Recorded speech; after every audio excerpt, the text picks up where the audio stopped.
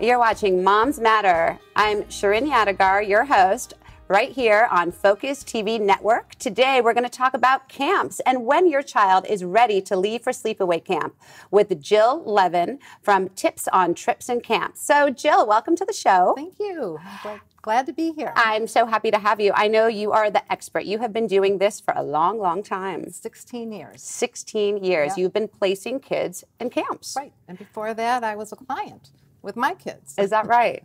So how do you know when your child is really ready to leave and take off without you to sleepaway camp? You know, there are a lot of indicators to look for. I think the first and foremost is, does your child sleep out? Does he go to friends' homes or to grandparents' homes to sleep overnight? And if he does that, that's the best indicator. But there's also, do his friends go to camp? Or does he talk about camp?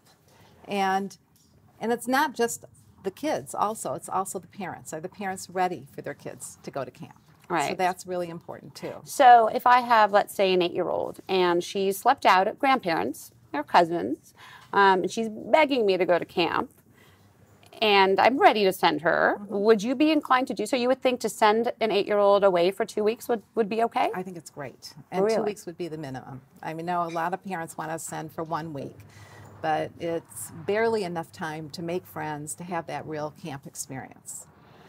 Okay, well, what happens if you get letters sent home saying that you're miserable and I'm crying, Mommy, and I'm miserable and pick me up? Then what happens?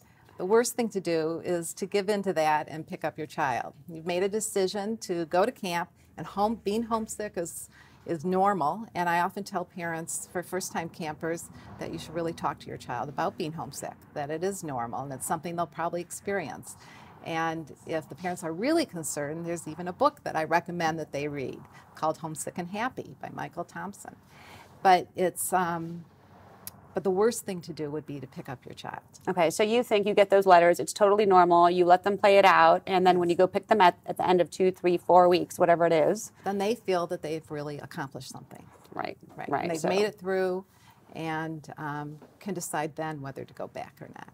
Okay, and would you think it would be okay to send them alone, or do you think it's a much better idea to send them with friends? I mean, what if they find the dream camp that they want to go to, but they don't have anyone to go with? What would you do?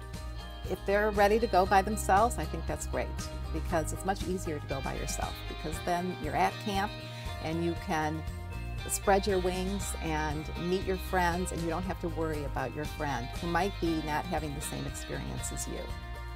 All right, well, that makes a lot of sense. Okay, I kind of feel a little less nervous about it now. All right, well, thank you, Jill. That makes a lot of sense. And we're going to talk next week about finding the right camp for your child, correct? Yep. So, perfect. Thanks for joining us. You heard it right here on Focus TV Network with Moms Matter. We spoke to Jill Levin about how to know when your child is ready to go away to sleepaway camp. Make sure to check us out next time on how to find the right camp for your child right here on Focus TV Network.